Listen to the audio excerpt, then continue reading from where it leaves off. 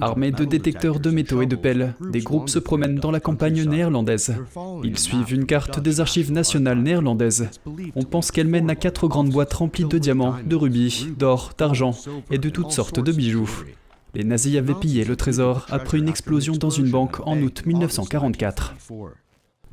Ma fille et moi avons projeté la carte de 1944 sur la carte actuelle et notre conclusion est que la croix ici correspond à un croisement de route en forme de fourche ici. Et la petite croix indiquant le trésor ici sur la carte de gauche est ici sur la carte de droite, c'est-à-dire là où nous nous trouvons en ce moment.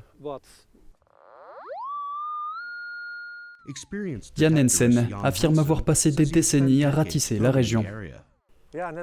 Comme beaucoup, je suis tout à fait enthousiaste par l'annonce de ce trésor. Je suis un chercheur sérieux, je cherche dans cette région depuis 30 ans et j'ai trouvé de beaux objets, notamment romains. Mais maintenant, on nous dit soudainement quelque chose que nous ne savions pas depuis toutes ces années, à savoir qu'il y a probablement un trésor nazi enterré ici.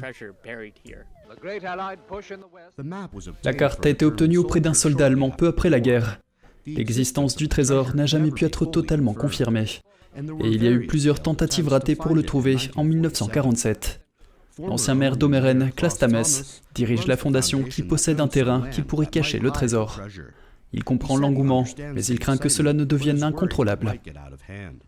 Je comprends, mais je pense vraiment qu'il sera difficile à trouver. D'un autre côté, étant le président de la fondation qui possède ce terrain, j'ai aussi un peu peur en sachant que les gens vont commencer à creuser au hasard. J'espère que ça ne va pas dégénérer.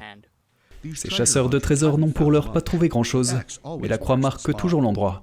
Andrew Thomas, NT d'actualité.